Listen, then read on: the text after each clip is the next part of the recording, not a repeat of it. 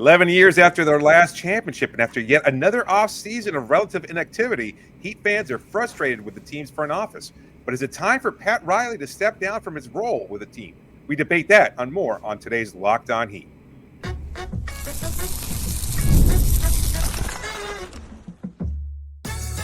You are Locked On Heat, your daily Miami Heat podcast, part of the Locked On Podcast Network, your team every day.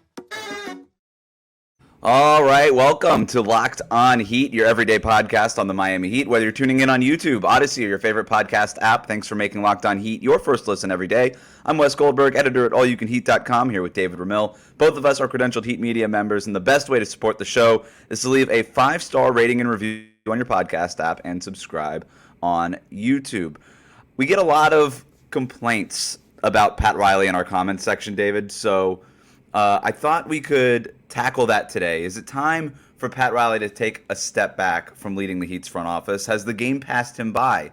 Who would take over for him if he were to step aside? We'll get to all of that here in a second, but let's just start with the obvious question. Have these past couple of off seasons to you, the way that this roster is constructed, the limited assets, the salaries that they've paid out, does all of that amount to a fireable offense to the point where we should even be having this conversation? I don't think so. I truly believe, and having lived in Gainesville, Florida, and going to Orlando Magic team and covering that group just to get NBA access in general for a number of years, that was true. And I maybe ineptitude seems a little harsh, but that was a true lack of success on almost any imaginable criteria. That's what a fireable offense would look like, in the sense that every draft pick you hit on doesn't hit. Every draft pick doesn't meet the requirements that you established as an organization, especially when they're high draft picks. You actively tank and you get nothing out of it. You get a good, decent role player in Aaron Gordon. You get Nick Vucevic after you trade Dwight Howard. You draft Markelle Fultz, and on and on. Those are the kind of moves that tend to pile up. And again, with a couple of playoff wins over the last few seasons to account for. I mean, maybe a couple winning seasons. And certainly they're in a better place now. I mean, but it took them so long. I mean, look at the Sacramento Kings and the fact that they're going through this incredible playoff. They went through this playoff drought for such a long time. And now they're finally in the postseason. They've retooled, they've rebuilt. Great for them. But that's the kind of team that I think makes a decision to replace their general manager, president, Pat Riley. That's where you kind of say to yourself, we haven't done anything of note. And I don't think that's the case with Miami. Obviously, they've been to the finals. They've had postseason success. They've won championships during Riley's tenure. They've made the playoffs more often than they've missed it. And that being the case, I think you kind of have to frame it with a little bit more perspective than the average Heat fan possesses. I know there's this mentality that is kind of prevalent throughout the fan base that championships are bust. Well, championships aren't something you can guarantee, even if you assemble the most talented roster. I don't think anybody would have looked at the acquisition of Kevin Durant and Bradley Beal to play alongside another all-star and Devin Booker. And yes, obviously they had weaknesses on the rest of the roster, but you look at the acquisition of a big three, and that would have been enough in years past. They didn't do anything. They did basically the same thing Miami did with a far less talented roster. And Miami at least has the excuse of, well, we had two of our star players injured for that limited playoff run. You can't just make hasty decisions like that. And that's not how Miami operates, in the sense that they have been a very consistent group. They've had almost virtually the same front office in place for decades. I can understand why some people might think that's, it could get stagnant from that perspective. But when you look at the body of work that this front office has been able to assemble, from the big three and the acquisition of Jimmy Butler, the drafting of Bam Adebayo, and even grabbing Alonzo Mourning as a disgruntled young player from the Charlotte Hornets in 1995. Like, everything they've accomplished has been with the same goal of winning a lot of basketball games, and they've met that criteria. And so I don't personally believe that it's a fireable offense. So I hear everything you're saying. If I'm going to play devil's advocate here, because I do want to just say right from the beginning here, I don't think that all the people calling for Pat Riley to step down, go away, sleepy Yeah. Pat Riley at the wheel, all this stuff. Yeah. Like, you and I don't agree with that. I'm not there with it. But if I was going to play devil's advocate, I would say everything you just said sounds awesome, and they're all great accomplishments. It's all in the past. And it's a what have you done for me lately league. And you don't win championships in the past. You win championships in the future, right? And do we think that Pat Riley is capable of doing all those things again? He's 79 years old, right? Like, just the same way we talk about Jimmy Butler, for instance. He's going to be 35 years old. It's not a matter of if he declines. It's a matter of when he declines, right? And you could maybe argue the same thing for a front office executive. It's not a matter of if the game is going to pass him by, if he's still capable to run the front office. It's a matter of when he's no longer capable to run that front office. Bill Belichick is the most decorated head coach, maybe the greatest head coach we've ever seen in NFL history, and with the exception of Don Shula for my Dolphins fans out there. But the Patriots just kicked him to the curb. They didn't care. They said, hey, we love everything you have done. It's incomparable what you have accomplished as a head coach, but these last 2 years weren't good, so you're fired. You're out of here. And then he couldn't even get a job in the NFL, and now he's working for ESPN. Sometimes it just passes you by. Sometimes you're just not cut out for it anymore. And it doesn't matter what your resume looks like, because it's what you're doing going forward. It's building the team. You're building, right? You're not remembering. You're building. And so that's and so if you were going to make the argument that Pat Riley should step down or step aside or hand the reins to somebody else, that would be the argument. But in terms of even what he has done. Can I offer a rebuttal on that? Sure. Yeah, one, I think obviously Belichick had a major role in personnel decisions, but that wasn't ultimately what his title was. It was more about managing the players on the field. If Riley was still the coach and he still was also responsible for some personnel decisions, then I could see why that's a much more accurate comp there. Eric Spoelstra, people are still calling for his head as well, because he hasn't coached up this group, he hasn't maximized his roster, etc. Yeah, we're not going to. Yeah. You know how I feel about it. It's ridiculous. That part of the fan base, they don't. Go ahead, continue. It's just you can debate these points ad nauseum, and I will say, look, I understand if you're looking to what you have done lately, but even by that criteria, like they were in the finals 2 years ago. Yeah. And while you could let's give look a lot at of the credit. Okay. I got a list. I got a running list. I love to just kind of go down that. So the thing that sticks out to me about this Heat front office is it isn't good at what it used to be good at, and it isn't bad at what it used to be bad at. Okay? This team, this front office, this team is built through the draft. This front office has crushed the draft lately. The last bad first-round pick that this team made was 2015, taking Justice Winslow at number 10. That's the last bad first-round pick that this team has made. And yeah, you could tell me that they took Precious Achiuwa over Tyrese Maxey. You could play that game with a lot of different front offices. You could say, well, you took this guy, but then you look at everybody else that was taken after that guy. Odds are there's going to be a better player taken after the guy you took at 20. It's just that's the way the NBA draft works out. And even Precious Achiuwa, they used him in the trade to get Kyle Lowry, but he just signed a big contract with the Knicks. Like he's a useful basketball player. At number 20, that's all you're really looking for. So the last flat-out bad, failed first-round pick that this team made was Justice Winslow at 10 in 2015. But the last big free agency move that they really made was Jimmy Butler in 2019, right? Like, or even offseason move. They haven't made a huge trade. They haven't made like Kyle Lowry. 2021, you get Kyle Lowry and PJ Tucker. But I wouldn't say that the Jimmy Butler move, obviously, blockbuster, paid off, amazing. Kyle Lowry, Terry Rozier, kind of like the big moves that they've made since Jimmy Butler. Yeah. Lowry was fine. I think it's more defensible than what Heat fans think, but you can't say it was a slam dunk either. The Victor Oladipo thing was a complete disaster. The guy's not even in the league anymore. That was just a flat-out bad trade. Tyler Hero and Duncan Robinson, those contracts might not age well, whatever we think about the players. It's not exactly value contracts. The best thing that this front office has done over the last few years is draft. Bam. Tyler, Jaime, Nico. Looks like Khalil Ware is going to be a hit. It's just sort of interesting how this front office and the team building kind of thing has changed because they haven't exactly gotten the all-stars, right? They struck out on Kevin Durant, Donovan Mitchell, Damian Lillard, like all the things we used to associate with this front office. Pat Riley putting the rings on the table, getting something done, and getting his all-stars. He hasn't done that since 2019. If I'm looking at the worst thing that this front office has done, I would say it's probably the contracts, because I think free agency is such a gamble. Even the trade acquisition of a star is such a gamble. You can't really pin that on. No front office has a 100% success rate.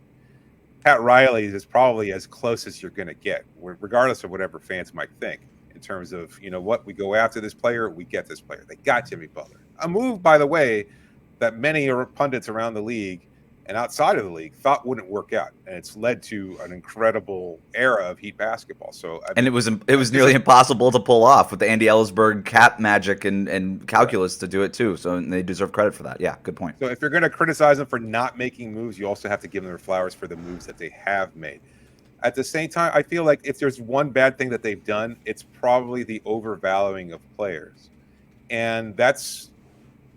They share some of the blame for that, as do the players themselves. But there's also been fluke injuries and things of that sort that just haven't allowed those players, I think, to max. I think you could rate Tyler's contract as probably a bad decision on the Heat front office.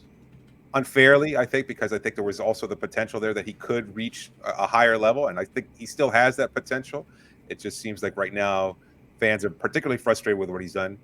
Duncan Robinson, I think, again, nobody kind of foresaw how the CBA would shape transactions of that type. But I think if you could have gone back in time and with the knowledge that you have today, obviously you don't make that move. But at the time, I don't think anybody criticized. Yeah, like both of those contracts, it's a great point because Tyler Hero, that's a young player who you're projecting forward. That's not a payment that you're making for previous.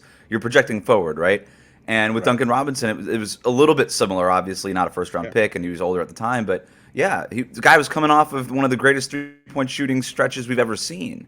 And that's the name of the game, isn't it? Like, this is a guy who emerged as a starter for that bubble finals team. So, yes, it's the front office's job to be forward-looking and to know when a bad contract might age poorly or whatever. But those are also really hard. Like, what are you going to do with Tyler Hero? Just not sign him to an extension? And that's what the going rate was. Like, that's the same thing that RJ Barrett got, Jordan Poole got a year later. Like, that was the going rate for those guys. So it's just a little hard. Like, you're just gonna let him walk. Like, that's the better option. It's hard to argue that is, right? Or because he could have just not signed an extension and just kind of kicked the tires into free agency. So there's a lot to get into here. But has the game passed Pat Riley by? I'll tell you where maybe it has passed him by. We'll talk about that next year on Locked On Heat.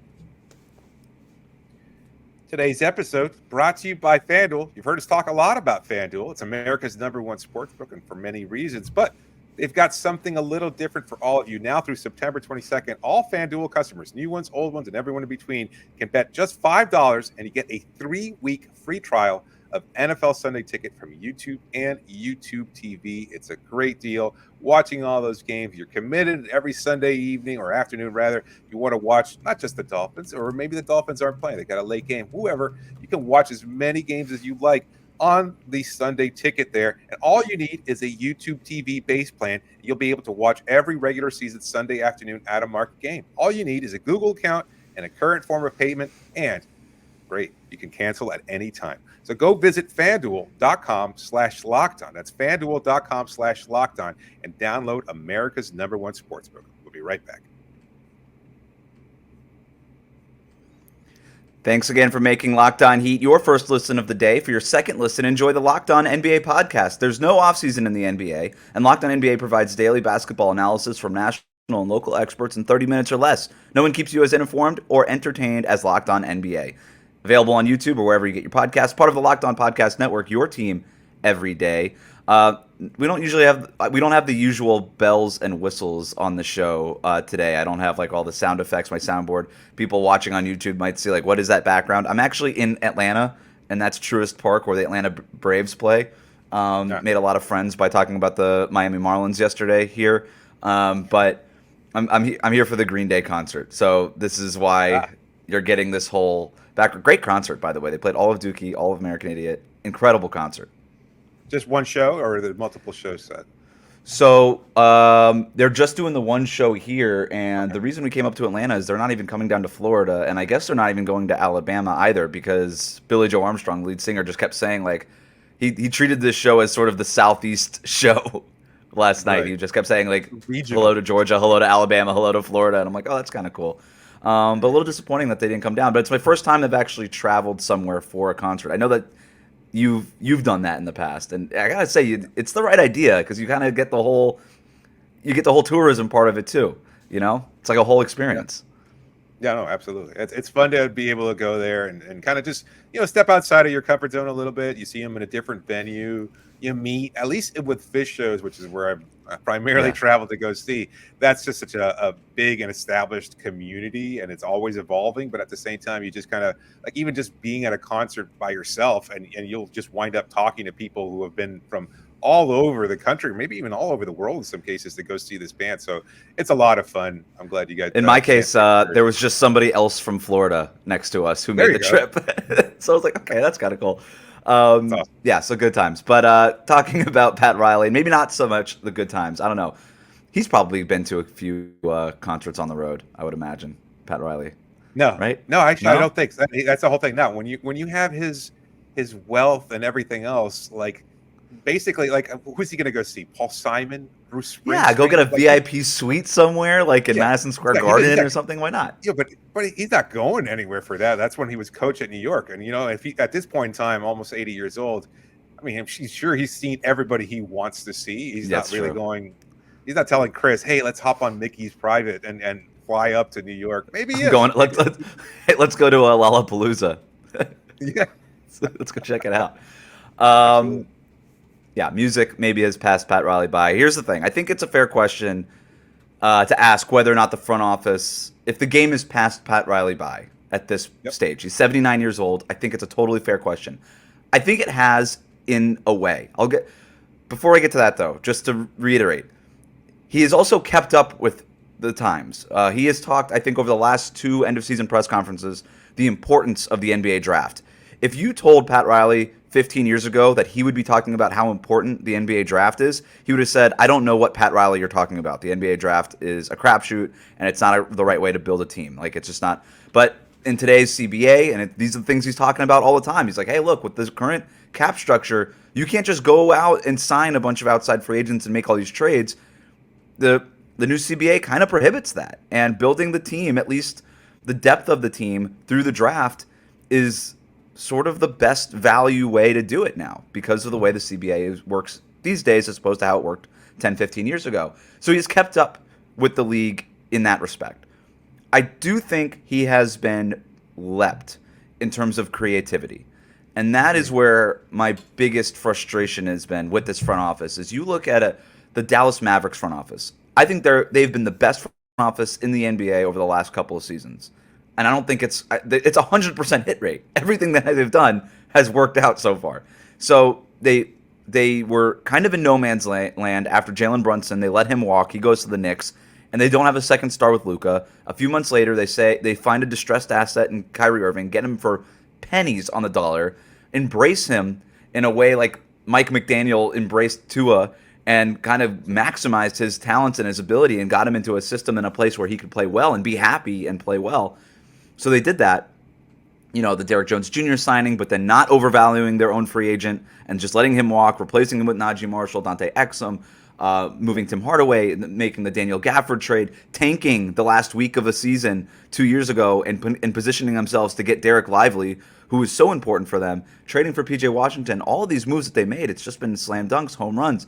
I look at what the Brooklyn Nets did this summer, swapping all of those Houston picks and getting their own draft picks back so that they could tank this year, so that they have something to not play for, as opposed to having nothing to not play for and nothing to play for. That was incredibly creative. You look at what the Houston Rockets have done in not only in the draft, where it seems like all these young guys are going to be good, but bracketing them with stable, reliable veterans like Fred VanVleet, Dylan Brooks, adding an Ime Udoka as a coach, and then trading those picks and shorting the Phoenix Suns. So now they own all of the Phoenix Suns picks 8-9 years down the road, and those are incredibly valuable, whether or not they're valuable then or they're valuable right now if they want to make a trade for another star player. There's Sam Presti, everything he's done with Oklahoma City. There's just such a level of creativity now in the NBA in terms of the front offices that the days of hoarding cap space and waiting for a summer of 2010 doesn't really work. Sure. Trading a star player for a different star player, the way that they traded for Alonzo Mourning doesn't exactly work the same way it used to work. It feels like everybody is sort of, all the front offices are smarter now. You don't really have dumb front offices that you can take advantage of anymore. But there is sort of another like upper crust of creativity that I think is starting to take hold here. And I don't know if you would consider the Heat among that group. I don't think they have to be. And I don't think they have to be what you perceive as creativity.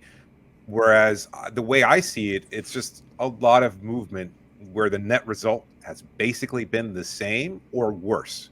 First of all, Brooklyn as a comparison, that's terrible. Like, I understand that they've made a lot of changes to get out of Billy King's bad decision to acquire the aging Boston Celtics.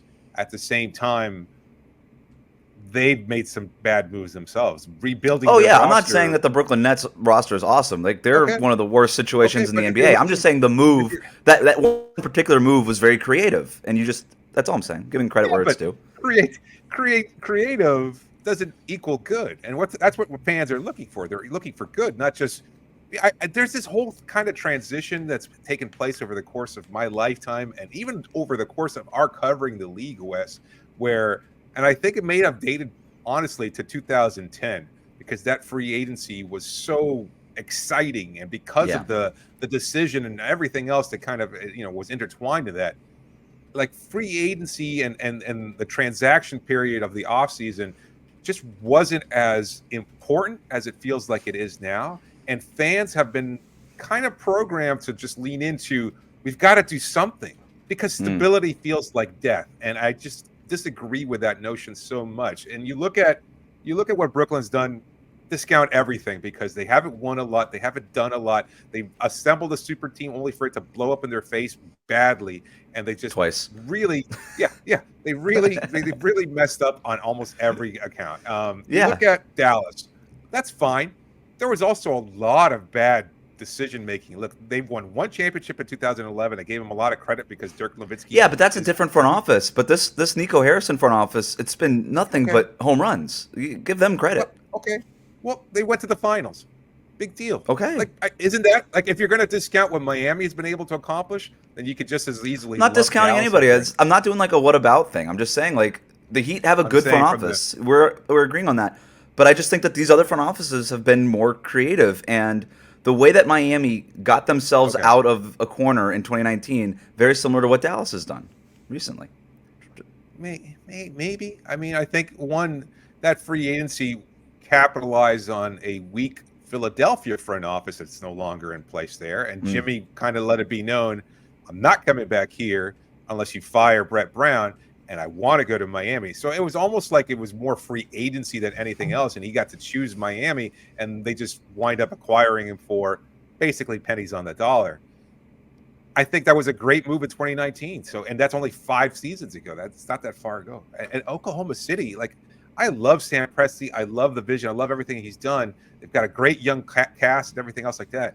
But who knows what the end result's going to be? And if the end result was a lot of years of mediocre basketball, then some okay basketball, then some bad basketball, and then some okay basketball, they've won some games of late. But again, while their future looks bright, the future is unpredictable, and you can set yourself up for success as much as possible. But right now, they have nothing to show for it other than, well, look what we have here in these kind of unknowable draft. Look, you're not going to get me to defend Sam Presti, because I think all of NBA Twitter does that plenty, and I think he's just fine. Sure. I think he's been probably overrated as a general manager throughout his career. He's a guy, to your point, he's never won a championship. He had Kevin Durant, James Harden, and Russell Westbrook and Serge Ibaka on the roster, and couldn't get, and they went to one NBA Finals. And there's obviously extenuating circumstances with payroll and things like that, but still, he just never knew how to get a team over the top, because he was still so obsessed with draft picks at the end of that roster as opposed to filling it out with veterans. Now,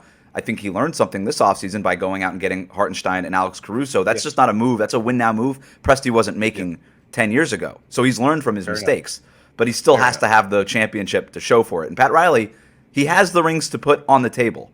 And that's something that a lot of other front office leads can't do. And it's really easy to sell hope to a fan base in the form of what could be, in the form of draft picks, in the form of all that kind of stuff, cap space in a year or 2 years from now.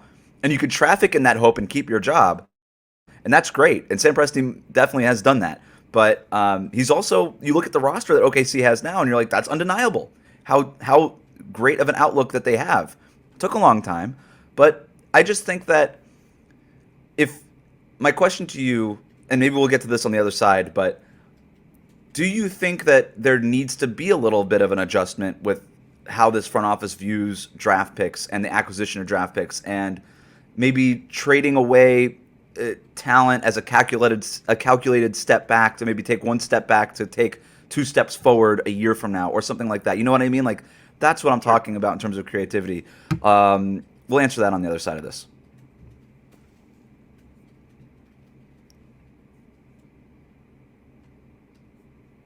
Thanks again for making Locked On Heat your first listen of the day. If you're new to us on YouTube, hit that subscribe button. You can also follow us on your favorite podcast app.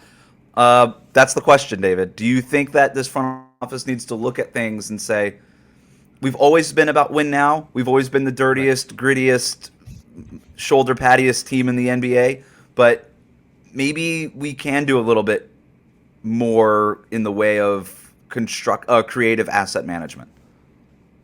I think there's been enough internal conversation and agreement and consistency in terms of this is what we all want and this is what we're going to do as a team. Like, yeah, maybe Pat Riley ultimately makes that decision, but I think with the people he surrounded himself, and I know we'll get to that a little bit later, I think there's again, they have a shared understanding of what they're looking to do, and losing isn't one of them. Maybe they have. Maybe in these kind of workshop meetings, maybe somebody says, you know what, let's trade blank for blank. Let's just clear the decks, restart, and let's do it over.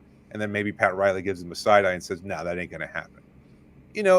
We're looking at a team that's won a lot. And if you're going to say maybe they could have kind of reset a little bit to get the ball rolling a little bit further than they have, well, maybe they could have traded Jimmy Butler at the end of the 2023 season. But you also look at what Jimmy Butler never did would in have the done that. 2023 postseason, and that seems ridiculous. This would have been the year to trade him. I think that's fair. Barry Jackson, Miami Herald, has been on this the whole summer. He's like, he thinks that they should have traded Jimmy Butler this summer and just started the rebuild process. I do think that they should have explored it. I don't know. It doesn't sound like they did. I would look at a Jimmy Butler trade, and if we can get a chance at a star player, the way that Oklahoma City, by the way, not to keep going back to them, but when they traded Paul George, they got Shai Gilgeous-Alexander back in that deal. Nobody knew Shai was going to be what he ended up being, but everybody was pretty high on his future anyway. Like, yeah, that's a good young player. He's going to be a good player in the league for a while. If you could find that kind of player in trading Jimmy Butler and reset the deck a little bit, I think it would have been worth exploring that. I don't know that the Heat ever did that, and it might be too late. This might have been the only summer to have done that, where next year you could do that. He could opt out. You can make that argument with Bam too, though, right? You can make that argument with Bam, right? I would not make that argument with Bam, because Jimmy Butler's 34 years old. Bam's 27 years old. You keep Bam. Fair. No, if you think Jimmy's going to be, if you think Jimmy's leaving within the next year or two anyway, like might as well do it. Unless you really think that this team can win the championship, and it does seem like this front office still believes this team can win the championship, and frankly, I don't see it. I think they could be better than they were last year.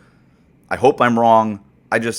All we have is paper right now, and on paper, this team is not as good as the other teams.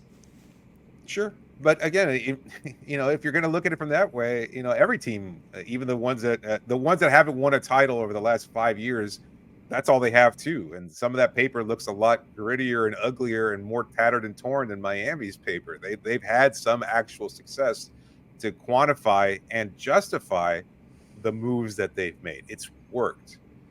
I think, maybe they could have had some kind of foresight, but who would have predicted that Jimmy would break down? Yeah, you could look at his age and be like, yeah, after that postseason where he was so tremendous, you know what? Let's go ahead and make that move now. It's like, no, that wasn't realistic. It wasn't realistic. And this offseason, I think they would have explored a trade if Philadelphia hadn't been able to acquire Paul George.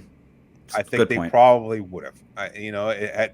There just isn't any other team desperate enough, and that's kind of what you need. Like Philadelphia is desperate because they're operating on Embiid's window, so it's more about getting a superstar to complement Embiid. And they had the cap space that they had to use this summer, and it was a very timetable-oriented thing. I would say, like, Golden State isn't desperate, like if you can't get, if it doesn't sound like they are, right? Like they're not willing to move Yeah. Brandon Podziemski. They might not even be willing to trade Jonathan Kuminga. And that Right. was for Lauri Markkanen. I don't know if that Yeah. is a different decision if it's Jimmy Butler instead of Markkanen coming in. But yeah, it's Yeah. very clear that this Heat front office never strongly explored Jimmy Butler, that they never shopped him. And it would be a little bit of, yeah, he's a franchise icon. We loved what he did, but it's just time to move on. It would be very similar to what the Celtics did in trading Paul Pierce and Kevin Garnett. And that Right. set them up for this championship that they just won. You know, like the Jason Tatum and Jaylen Brown picks, those weren't Celtics picks. Those were Brooklyn picks that they got for those trades. And so, you know, that's Matt, if they had done it last offseason, and they, again, unrealistically, if they had looked at Jimmy and what he was capable of, and still had the chutzpah, as you said, I say often, to just kind of look into the future, but like, you know what, we saw what we did with Jimmy at his very best going up against the Denver Nuggets, and we know we can't get any further than this. And then they would have kind of preyed on the desperate nature of Matt Ishbia. That was the move to have made in 2023. But I wonder how that would many have been fans would crazy. have thought. No, that would have been That's the whole insane. thing. You would have rioted. Yeah. Why do you keep going back to the last offseason, by the way? Because that was not even a conversation. Because that's the Because they were only they were chasing realistic Damian time. Lillard all summer. Yes, and that didn't work out. So, I mean, if after he gets traded to Milwaukee, you just say, all right, this team can't go any further. We know we've got in Tyler. We overvalued him, overpaid him a little bit. Bam is a great player. We love what we can do for him. But Jimmy, as good as he was this past offseason, we know that that's not going to happen. And people are having these conversations all the time about this team, about the window closing and whether or not they're good enough and everything else like that. So you either have to lean into it one way or the other. Either you have to believe in what you've got and knowing that when they do work well, they do achieve success because they have over the last 5 seasons. Or, to your point, think creatively and say, you know what? We know we can't get any further than we've gone, and it's time for another phase. And that involves making some really brave decisions of trying to trade Jimmy Butler at a point in time when its value was probably the highest. I will say this. When Jimmy Butler, if he doesn't retire as a member of the Miami Heat, when he does leave, they need to get something back for him. It's going to be really tough if it ends up being like what the Clippers did with Paul George and he just walks away for nothing. And I don't know what it's going to be for. It won't be as much as what you probably could have traded him a summer ago or this summer. But you got to get something back. And the sign and trade thing is Bobby Marks wrote about this for ESPN the other day. It is like one of the biggest triggers for an offseason movement now in the league. You had like one sign and trade last year, and you had like half a dozen of them this year, right? And so teams, for whatever reason, under this new CBA, they're implementing the sign and trade a little bit more. So even if, and I bring that up because if Jimmy Butler opts out and wants to sign elsewhere, you could still execute that via sign and trade. The way that the Heat got Jimmy Butler, right? Like what just happened with Klay Thompson in a sign and trade. What just happened for DeMar DeRozan, sign and traded from Chicago to Sacramento. Chicago didn't get a ton back in that deal, but they got something back. And at this stage, I think that's probably all you're trying to get for Jimmy Butler and that's going to be a little bit of creativity, but nothing out of the realm of what this front office has done in the past. Like I said, they got Jimmy Butler via sign and trade. They're well aware of how the sign and trade stuff works. But let's just say Pat Riley did step aside. I think if we're going to answer the question, you and I agree, it's not time. I don't think it's time for him to step aside. I do think that this front office can work a little bit more creatively, but I think they've also evolved as the last few years have gone on, and in the right way. They're just in a little bit of a pickle here in terms of lack of assets, lack of financial flexibility that they need to find their way out of. But we're also talking about a stretch where they've been to 2 NBA finals, almost 3 NBA finals in 5 years. Like, when you're a team that has done that, you tend to not be very financially flexible, right? So it does sort of make sense where this team is at right now, even if the outlook going forward isn't awesome. They have some work to do. But that's fine. I still think Pat Riley can be the head of the snake when that work is happening. And this idea that it's just Pat Riley, and you know this, and I'm just explaining it to our listeners. Right. It's not. It's this whole group. It's Pat Riley. It's Nick Arison. It's Andy Ellisberg. It's Adam Simon. It's Eric Spoelstra. That's the inside group. That's the front office. That's the group making all of the. That's the brain trust. That's Heat brass. That's who's making all these decisions. Adam Simon has proved to be awesome in the NBA draft. Andy Ellisberg is the guy that the NBA calls when they have questions about the CBA. Pat Riley is one of the few guys who still has, you listen to players talk, has that aura. Yeah. Still has that aura. The rings on the table, the stories, all of this stuff. Eric Spoelstra, he's very much involved in personnel decisions, because if anybody's forward looking in this front office in terms of where basketball is going, it's Eric Spoelstra, right? He's always been that guy. Sure. So it's not just Pat Riley. But let's say, like, when the time comes and Riley does retire, I suppose. Yeah. What does the front office look like? Who do you think takes over?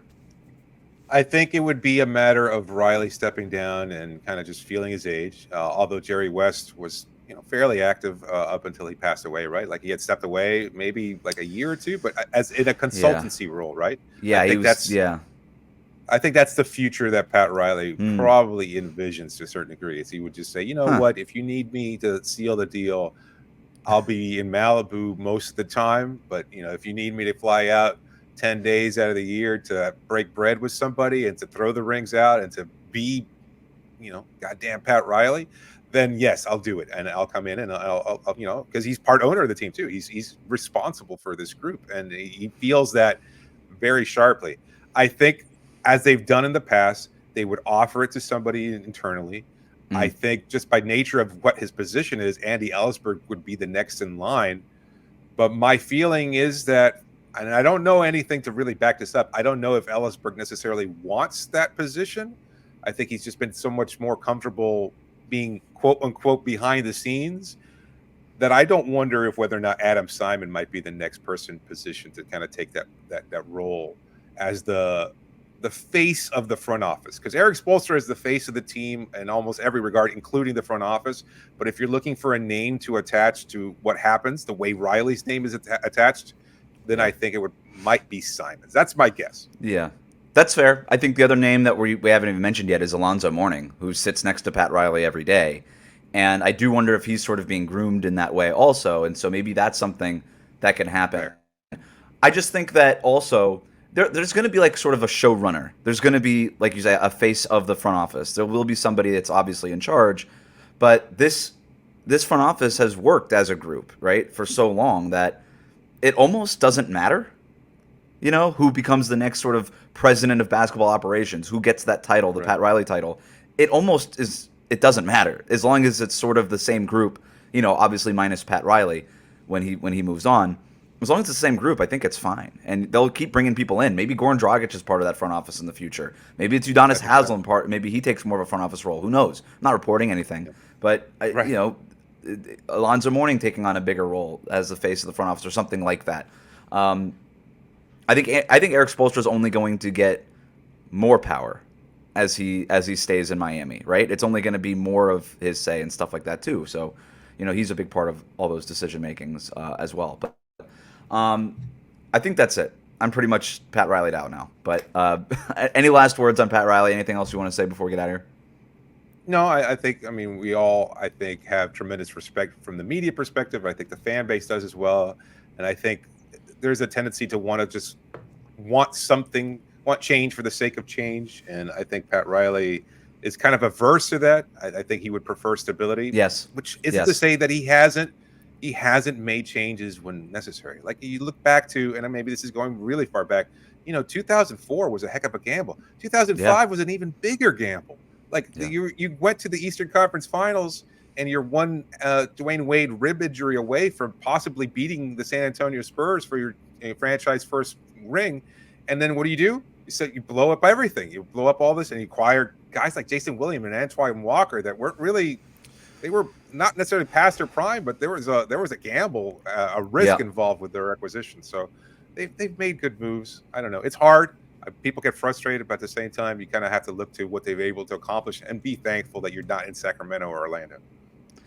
Yeah, I think the stability part is big. This team has, and it even talks about the Jimmy Butler decision to not move him and not make that dramatic decision this summer. It speaks to what this organization has valued, which is stability. This front office always valued stability. They are the Pittsburgh Steelers of the NBA. They are what they are. They have their front office. They have their players. They have their guys. And they're just always going to be in the mix. They're never going to have the best roster on paper, probably, outside of the Big Three era. But they're always going to be in the mix. And every once in a while, things break right, and you win a championship. And that's sort of how this front office, how this organization has operated over the years. And so for people asking for Pat Riley to step down, he'll do it when he's ready. That'll do it for us today. Thanks for making Locked On Heat your first listen every day. Like, comment, and subscribe on YouTube. Follow us on your favorite podcast app.